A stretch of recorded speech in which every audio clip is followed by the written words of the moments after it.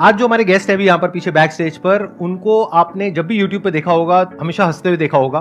Please give an energetic and warm welcome to the one and only Amogh Lila Prabhu ji.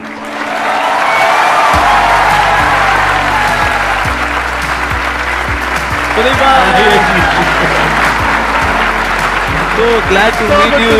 Wow, I'm seeing you in person. Amazing. Big round of applause for him. बैठिए. Thank you.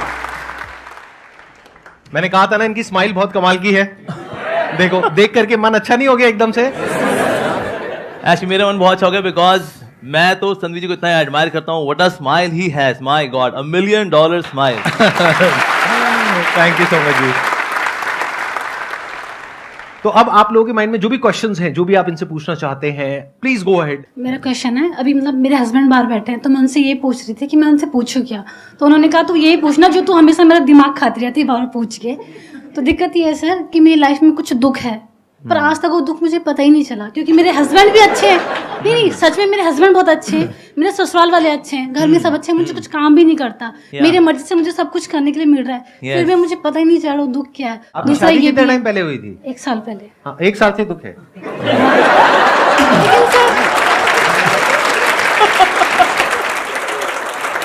ऐसी शादी, ऐसा नहीं कि शादी की वजह से ही दुख होते हैं. बहुत अच्छे ऐसे भी गृहस्थास हैं, they are very happy in household life. तो एक्चुअली दुख वाला किस वजह से होता है? जैसे फॉर एग्जांपल अगर किसी को अगर पिंपल हुआ हो, ठीक है, कोई उसको आगे बुगली बुगली वुश कर दे, बुगली गंदे बदतमीज. पर एक्चुअली उसके बुगली बुगली वुश करने से पेन नहीं है, ये मेरे खुद के पिंपल की वजह से पेन है एक्चुअली, राइट.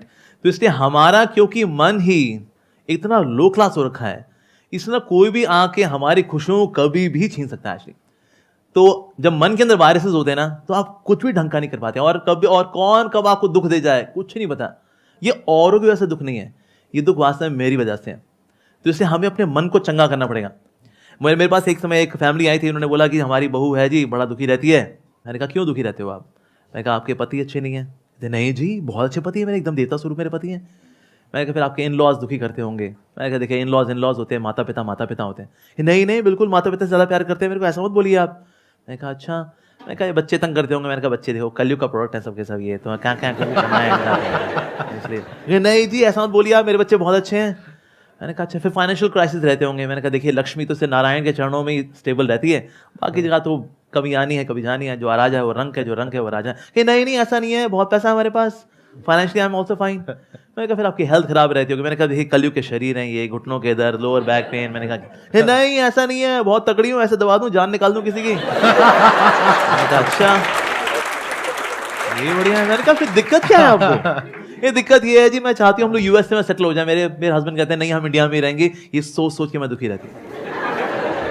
तो ये मन का स्वभाव है. जैसे आपने देखा कभी ना जब सौंफ दांतें फंस जाती है, बार बार जीभ कहाँ जाती है? जहाँ सौंफ फंसी होती है, बाकी दांतों में नहीं घूमती वो. और ये कैसे हम जहाँ दिक्कत है वहीं, यही मन है.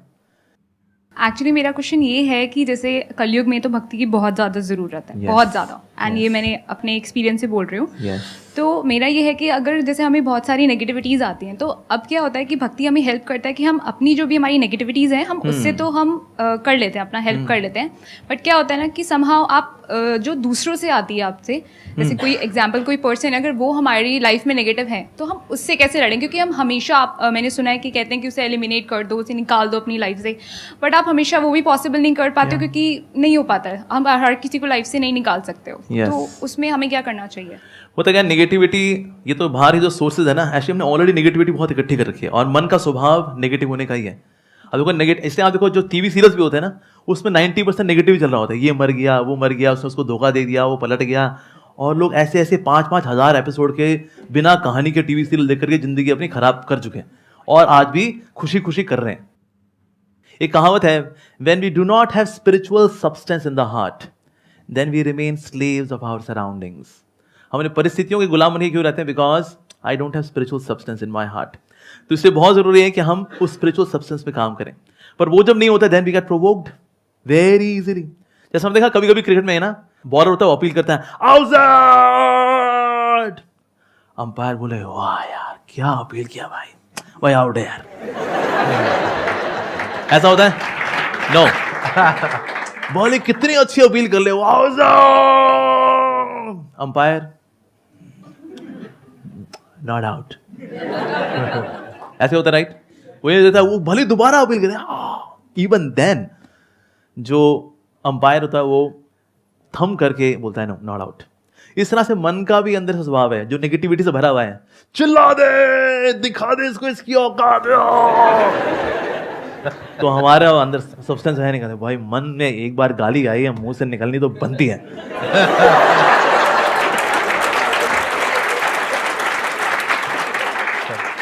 और होता क्या है, when you have that spiritual substance in the heart, ये जो भक्ति से जो मिलने वाला जो सब्सटेंस है, ये इतना कंडेंस्ड होता है एक्चुअली, वो आपको ठहराव देता है कि जो प्रोवोकेशंस आती है, when negative person is inciting you to behave in negatively, Hare Krishna, that's it. देखिए बेसिकली क्या होता है कि हम चाहे उसको भक्ति कहें, चाहे स्पिरिचुअलिटी कहें, चाहे राइट अंडरस्टैंडिंग कहें of the scriptures, but the point is कि जब अंदर से आप स्ट्रांग होते हो, अंदर से आपको स्ट्रेंथ मिलती है, तो दो चीजें होती हैं। या तो ये जो नेगेटिव लोग होते हैं वो जब आपके पास में आते हैं तो ज्यादा देर तक वो आपके साथ नहीं रह सकते, वो अनकंफर्टेबल होने लग जाएंगे, आप नहीं होगे, वो होने लग जाएंगे, तो वो अपने आप ही दूर हो जाएंगे। लेकिन कई बार लाइफ में ऐसी सिचुएशंस आएंगी जब कोई ऐसे लोग आपको मिलेंगे, वो आपके ऊपर अटैक करने लग जाएंगे, that could be verbally, physically और in any way which is not right. उस वक्त आपको लड़ने की स्ट्रेंथ चाहिए, वो स्ट्रेंथ भी आपको स्पिरिचुअलिटी से मिलेगी। Then you need to have that kind of a frame of mind कि बड़े आराम से ठंडे दिमाग से सोच करके समझ करके फिर आपको लड़ना है।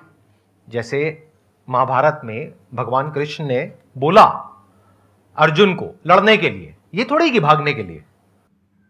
जब लड़ने का मौका आ गया है तो लड़ना भी है। तो ऐसा नहीं है कि there is one solution for all kinds of situations. There are different kinds of people and we need to deal it in a different वे।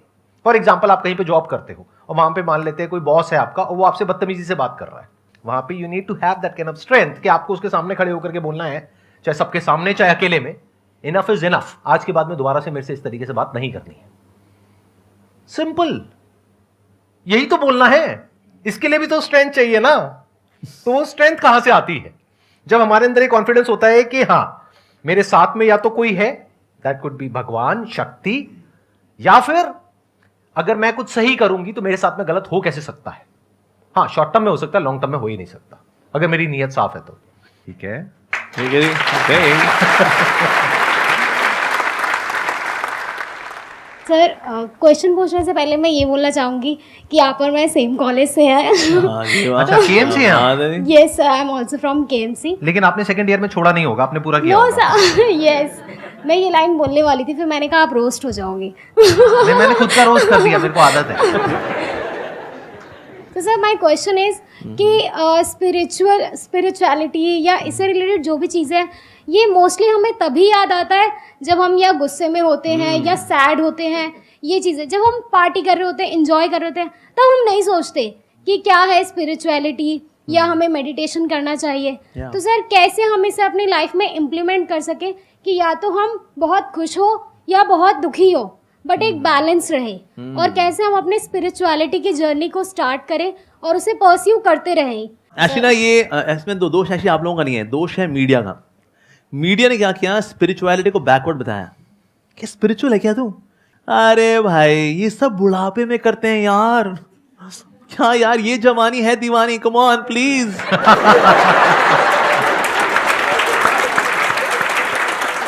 तो मीडिया में ऐसे दिखाते हैं, किसी को दिखाना होगा ना कोई जाहिल आदमी है, बेवकूफ आदमी है, वो ऐसा कर होगा, अरे टन टन टन, और एक जीनियस आदमी बड़ा हैंडसम गुड लुकिंग व्यक्ति आएगा, I am a self made man, मैं जो हूं अपने दम पे हूं, और ये दिखाते ये है पॉजिटिव कैरेक्टर। और जो भगवान को मानने वाला है बेसिकली क्या है, नॉट सो इंटेलिजेंट। और एक तरह के ये भी एक कंफ्यूजन है कि बुढ़ापे में ही स्पिरिचुअल होते हैं। भाई अभी तो जिम्मेदारियां हैं जी, गृहस्थ हैं हम लोग अस्त हैं, व्यस्त हैं, त्रस्त हैं, चारों खाने पस्त हैं, क्योंकि हम गृहस्थ हैं। अभी थोड़ी ना। तो पहले तो हमें इस भ्रम से निकलना है that spirituality is for old age.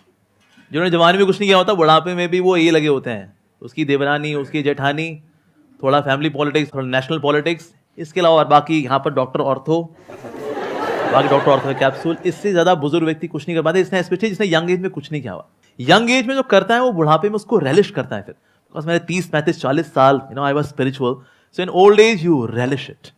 पर कुछ सोचे बुढ़ापे में शुरू करेंगे, शुरू नहीं होता। अच्छा, लेकिन इसको शुरुआत कैसे की जाए, उसको कंटिन्यू वाला कैसे किया जाए? हम कोई भी कार्य अगर करते हैं तो हम संगति में आके करते हैं।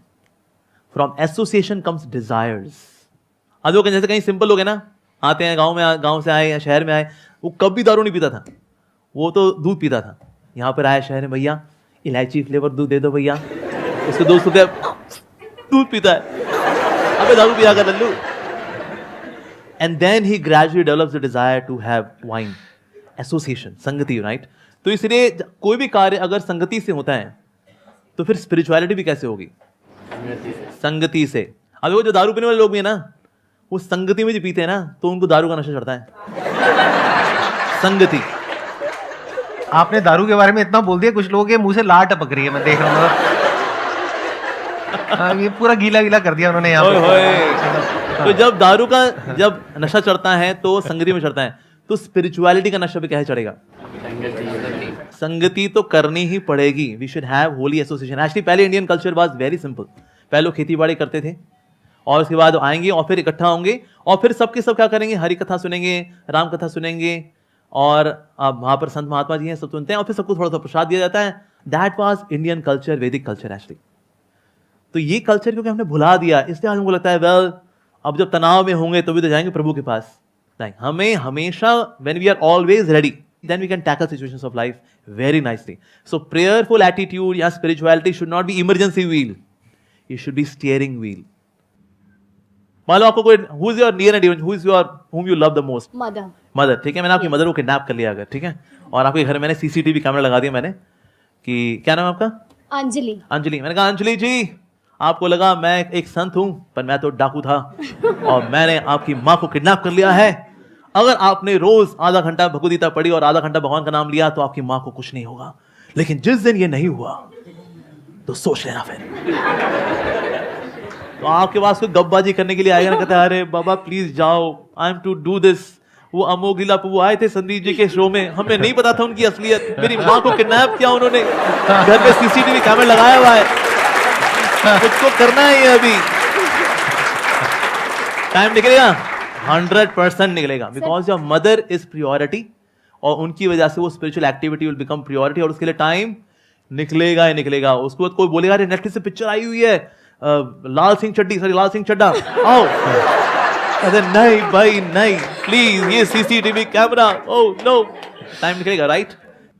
मेरे माइंड में वैसे एक क्वेश्चन आ रहा है, just curious to know। Please बताएं। अगर आप बताना चाहें तो that's okay, अगर नहीं तो कोई बात नहीं। नहीं, फील फ्री। तो जब से आप इस बात पे आए जी, उससे पहले जैसे मैंगो पीपल हम सब हैं वैसे ही थे आप, या हमसे थोड़ा अलग थे? मतलब शुरू से ही कुछ अलग थे? नहीं, आई वाज आल्सो नॉर्मल। मैं आप लोगों से, मैं ऐसा नहीं मैं वीनस या मार्स से यहाँ उतरा हूँ, मैं बिल्कुल मैं मतलब 14 फरवरी को आप भी मतलब पूरा वो एक्चुअली मैं बताता हूँ उसकी वजह इसलिए क्या है।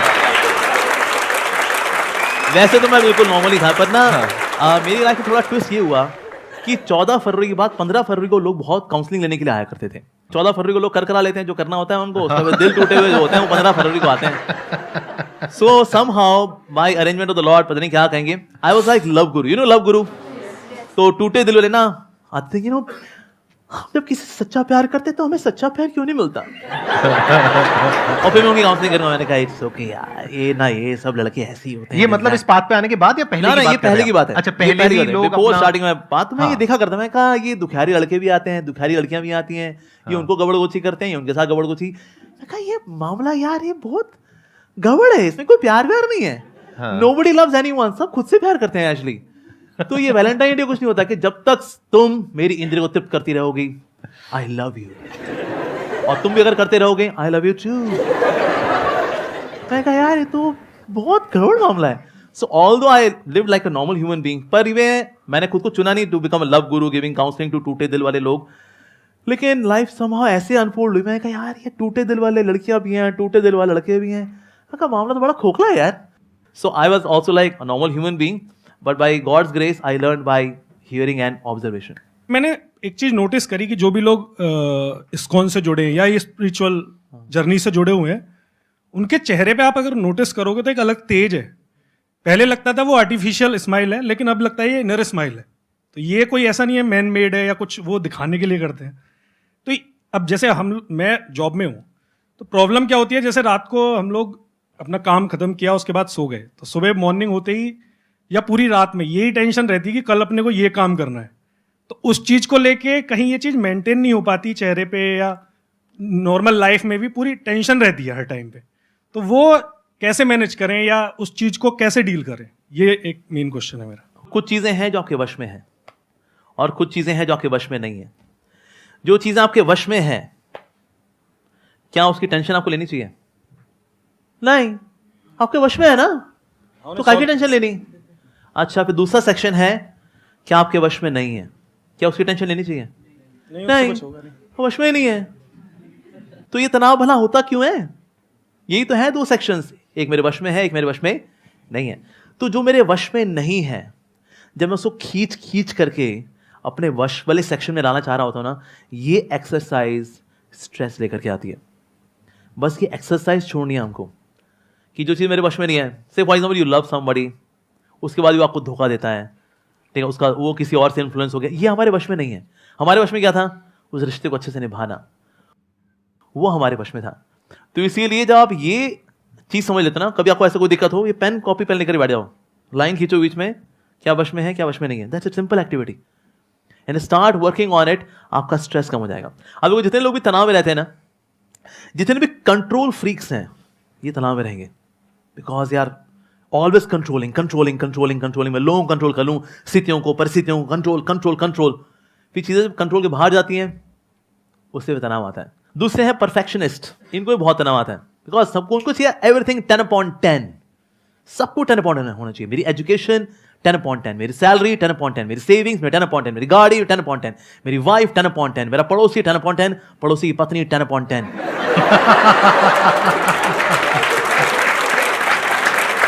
एक मिनट, मैं बीच में रोकूंगा। सब कुछ। सर, ऐसे जोक्स कहाँ से आते हैं? मतलब हम लोग ऐसी जोक्स मारे समझ आता है, बट आपके अंदर ये जोक्स आते कहाँ से हैं? ये मैन्युफैक्चरिंग डिफेक्ट है, ऑब्जर्वेशन है ना? आपके पास में जो लोग आते हैं अपने दुख लेकर के, तो वहां पे आप उनको ऑब्जर्व कर लेते हैं। बढ़िया, बताइए। सो ये सेकंड क्लास, इनको तनाव होता ही होता है, यू नो, परफेक्शनिस्ट। तीसरे है एंजॉयमेंट मैनिएक्स, जिनको हर चीज में मजा चाहिए, जो करेंगे ना यार मजा करेंगे यार, नौकरी करूंगा ना मजा होगा, मैं शादी करूंगा ना मजा के लिए, मैं सब कुछ मजे के लिए करता हूं, मजा मजा मजा मजा। जब मजा नहीं होता, अबे यार फूक गई हमारी जिंदगी हर चीज मजे के लिए थोड़ी होती है। There are few things to be done out of duty. For example पढ़ना ही है, ठीक है जी, अब उसमें मजा तो नहीं आ रहा, अबे यार C++, जावा, इनको पढ़ते पढ़ते मर जावा, क्या करूं यार, ड्यूटी है। ऐसे so few things out B done out of sense of duty. तो ये तीन तरह के लोग, इनको तनाव रहेगा ही रहेगा। कौन से लोग हैं? Control freaks, perfectionist, enjoyment maniacs. जितना आप इन एटीट्यूड से अपने आप को अलग कर पाओगे ना, उतना आप बिंदास हो जाओगे। आपने ये कहा कि जो लोग स्पिरिचुअल पाथ पे चल रहे होते हैं, जैसे कि प्रभु जी हैं या इनके जैसे और जो लोग हैं, तो उनके चेहरे पे एक अलग ही तेज होता है। आप जो कि जॉब कर रहे हो, वहां पर वो पॉसिबल नहीं हो पाता है। तो यहां पर एक बहुत बड़ी प्रॉब्लम है। वो क्या है कि एक सिचुएशन है जिसके बारे में हमें कुछ नहीं पता है, लेकिन हमने कुछ अज्यूम कर लिया है। जैसे एक कहावत आप लोगों ने सुनी होगी, दूसरे की थाली में घी हमेशा ज्यादा लगता है। ये मत समझना कि हमारी लाइफ में कोई प्रॉब्लम नहीं है या किसी की भी लाइफ में कोई प्रॉब्लम नहीं है। सबकी लाइफ में अपनी अपनी प्रॉब्लम्स होती हैं, अलग अलग तरीके की होती हैं। तो गड़बड़ क्या हो रही है, आप अभी जो हो, आपको लग रहा है वहां पर कुछ इश्यू है। क्यों? क्योंकि आपको इन कंपैरिजन आपको ये लग रहा है कि हमारी लाइफ में कुछ बेटर है। That could B me, that could be him, that could B anybody else. मैं आपको सच बता रहा हूं, सच, कि अगर आपको कुछ दिन के लिए इस बॉडी में से निकाल दिया जाए और इस बॉडी में रख दिया जाए, मैं इनकी बात नहीं करता, अपनी बात करता हूं, इस बॉडी में रख दिया जाए, आप 2 दिन में परेशान हो जाओगे। मतलब मेरी लाइफ इतनी गंदी नहीं है लेकिन आपके लिए गंदी है, क्योंकि आपकी अपनी एक पर्सनालिटी है, आपका अपना एक बेसिक थॉट का, माइंड का स्ट्रक्चर है। तो आपके लिए आपकी लाइफ बिल्कुल परफेक्ट है। जैसे बोलते हैं ना, कोई पौधा जहां पर हो रहा है तो वो प्रकृति के अकॉर्डिंग जहां पर भी है वो परफेक्ट है। अब वो पौधा अगर किसी और के जैसा बनना चाहता है तो दूर से देखने में बड़ा अच्छा लग सकता है, लेकिन जब वो वहां जाएगा एक्चुअल में, तब उसको समझ आएगा। तो कभी भी ऐसी इल्यूजन्स अपने अंदर मत पालो। लाइफ में अगर सुखी रहना है तो मैं आपको बिल्कुल रूट लेवल पे बता रहा हूं।